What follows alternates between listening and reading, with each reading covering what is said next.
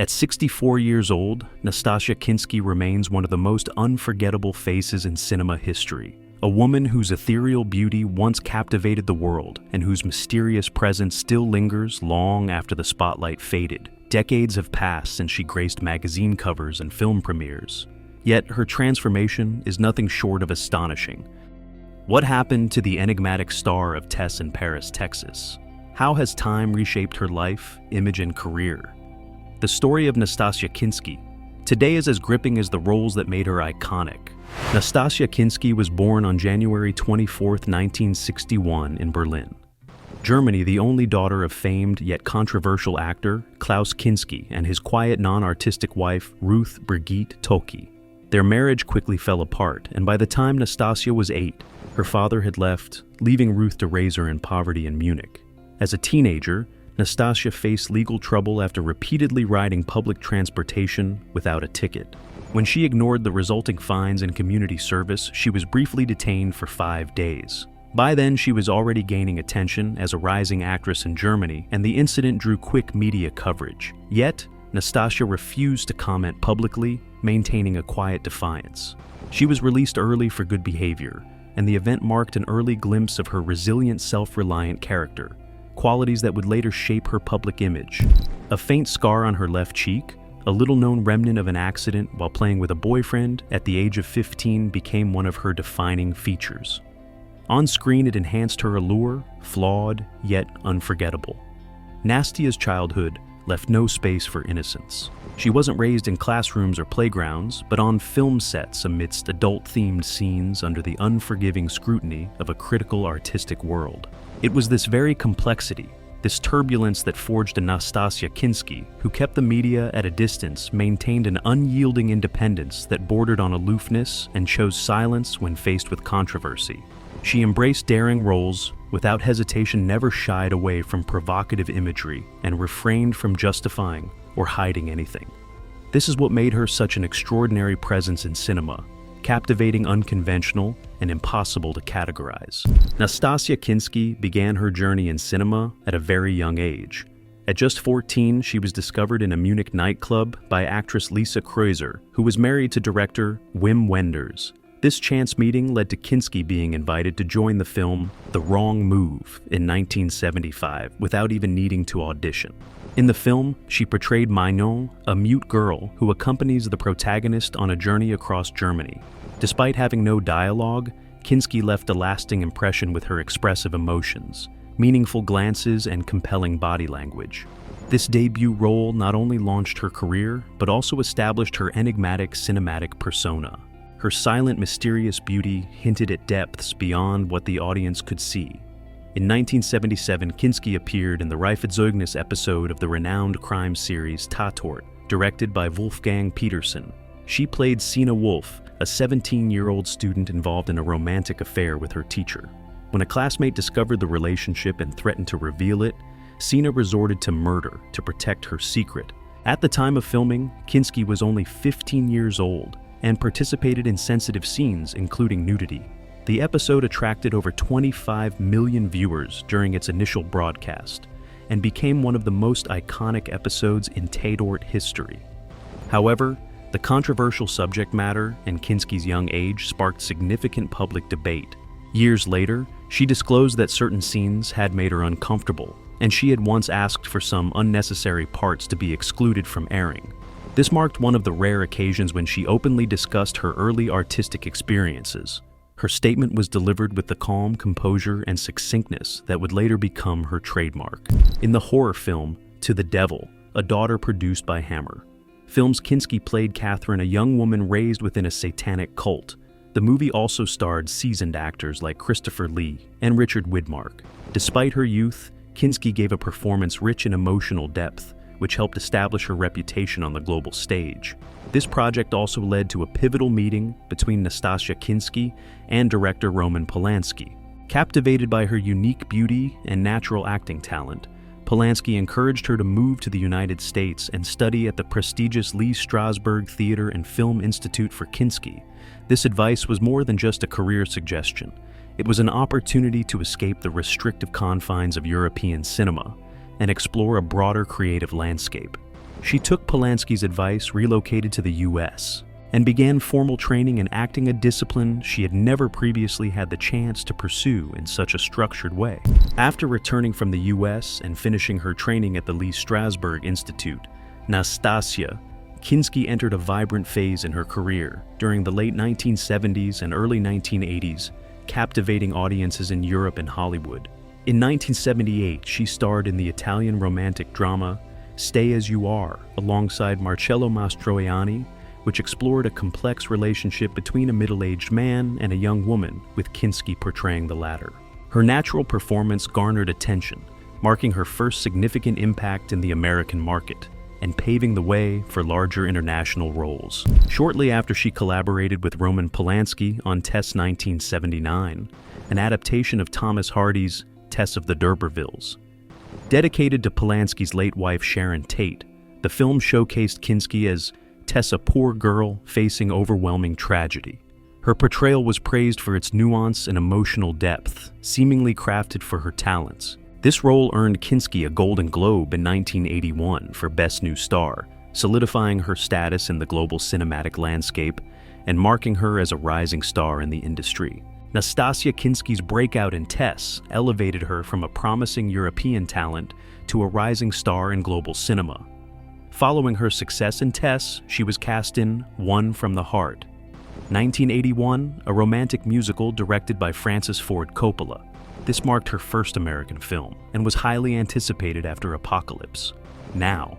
However, high expectations came with significant risks. Initially planned as a modest production, Coppola opted to shoot the film entirely on an artificial Las Vegas set, using theatrical lighting and surreal backdrops to create a dreamlike effect. Consequently, the budget skyrocketed to over $25 million, far exceeding the initial estimate of $2 million. Despite Kinski's rising fame in Europe, she was still relatively unknown in Hollywood, and her co-star Frederick Forrest was also not a household name. The film's unconventional style and slow pacing alienated American audiences, compounded by poor marketing that failed to generate excitement before its release. Ultimately, One from the Heart grossed only about $6,000, marking it as one of the biggest financial failures of the early 1980s. This setback led to a cautious reevaluation of Kinski's career in Hollywood, signaling that future success might not be guaranteed. Before we move to another part of today's video, take a few seconds to subscribe to our channel All Profiles, so you won't miss any interesting facts behind the famous artists. In 1982, Nastassja Kinski starred in Cat People, a remake of the 1942 horror classic. Playing Irena, a woman cursed to transform into a Black Panther when overwhelmed by desire, the role was complex, seductive, mysterious, and tragic. Directed by Paul Schrader, the film featured bold visuals and a dark atmosphere, blending supernatural elements with primal emotions. While some labeled it horror, others viewed it as a metaphor for emotional repression. Kinski's portrayal defied traditional female roles, making her the film's focal point, and an enigmatic figure audiences struggled to fully understand. Though not a box office success, Cat People solidified Kinski's image as an actress unafraid of challenging roles. In 1984, she rejoined director Wim Wenders for Paris, Texas, a landmark in independent cinema. Though Kinski appeared late in the film, her performance as Jane Henderson was pivotal, capturing the emotional weight of the story. Wim Wenders remarked that, "I didn't need many lines for Jane, because with Nastassja, her eyes tell the whole story." Her performance in Paris, Texas is considered the pinnacle of her career, not due to complexity, but for its quiet depth, embodying a haunting character grappling with painful choices. The film won the Palme d'Or at Cannes and became a symbol of American loneliness, showcasing Kinski's ability to transform imperfect, quietly broken women into emotional centers through silence and instinct. However, in 1985, Kinski starred in Revolution, an ambitious film directed by Hugh Hudson. Despite a promising A-list cast, including Al Pacino, the film became a major disappointment, criticized for its disjointed script and lack of emotional engagement. It grossed less than $360,000 against a nearly $28 million budget, leading to a crisis in UK film investment, and marking Kinski as a high-risk name in Hollywood after 2 consecutive flops. During the height of her illustrious career, Nastassja Kinski captivated audiences not only with her remarkable talent and unique beauty, but also with her high-profile romantic relationships that sparked significant intrigue. She was romantically associated with three acclaimed directors, Roman Polanski, Wim Wenders, and Paul Schrader, each of whom once placed her at the heart of their creative endeavors. Roman Polanski was the first to recognize and foster Kinski's acting potential. Their paths crossed at a party in Germany in 1976 when she was just 15 years old. Polanski encouraged her to pursue acting studies at the Lee Strasberg Theater and Film Institute in the United States, and later cast her in the lead role of Tess 1979, a performance that won her a Golden Globe. While rumors of a romantic relationship between Kinski and Polanski circulated, Kinski refuted claims of any sexual involvement, clarifying that their connection was limited to flirtation, and emphasizing that Polanski had always treated her with respect. Wim Wenders, the renowned German filmmaker, was the first to recognize something extraordinary in Nastassja Kinski, casting her in her debut role in The Wrong Move, 1975. Nearly a decade later, he gave her the iconic role of Jane in Paris. Tex is considered the pinnacle of her career. Their connection went beyond a typical director-actress partnership. They were said to share a quiet, enduring bond never officially confirmed or denied. In interviews, Wenders spoke of Kinski with profound admiration, once describing her as the light I never wanted to lose. Kinski herself remarked, "Women and I don't need to talk to understand each other. We are silent together, and in that silence, there is love." And this deep mutual trust enabled them to craft cinematic moments that remain unmatched. Her portrayal of Jane in Paris, Texas involved minimal dialogue, as Wenders explained. With Nastassja Kinski, her eyes are already a story. Paul Schrader, director of Cat People, 1982, became infatuated with Nastassja Kinski during filming, describing her as the only actress he felt hesitant to direct. After the shoot, he planned to propose at the wrap party, but Kinski didn't attend and cut off contact without explanation. Schrader later reflected on this as a personal heartbreak he never fully overcame. Like the characters she portrayed, Kinski was elusive in her relationships, which were often brief yet left a significant void. She rarely discussed her romantic life, once stating, "I need freedom more than love," highlighting her desire for independence. In 1984, Kinski married Egyptian filmmaker Ibrahim Musa after a brief courtship. Just months earlier, she had welcomed her first child, Aljosha, on June 29, 1984, from her relationship with actor Vincent Spano, her co-star in Maria's Lovers. Although Kinski's romance with Spano ended, they remained friends. Her marriage to Musa lasted until 1992, and they had a daughter, Sonia Kinski, born on March 6, 1986, who later pursued modeling and acting. Their marriage was tumultuous, leading to a custody battle when Musa opposed Kinski's plans to move to the U.S. In the summer of 1992, an Italian court granted Kinski full custody, allowing her to relocate with her children to California and start anew in Los Angeles. Shortly after, Kinski began a relationship with the renowned music producer Quincy Jones, celebrated for his contributions to Michael Jackson's legendary albums. The couple lived together between 1992 and 1995, during which they welcomed their daughter, Kenya. Julia Jones, born on February 9, 1993. Kenya has since risen to prominence as an international model and environmental advocate, collaborating with major brands like Calvin Klein, Stella McCartney, and Vogue. Even while residing with Quincy Jones, Kinski maintained her own apartment near UCLA, a testament to her fiercely independent spirit. She and Quincy Jones never legally married, and after their separation, neither spoke publicly about their relationship. Despite being romantically linked to several notable directors, actors, and artists, and having 3 children from 3 different relationships, Kinski avoided turning her personal life into a public spectacle.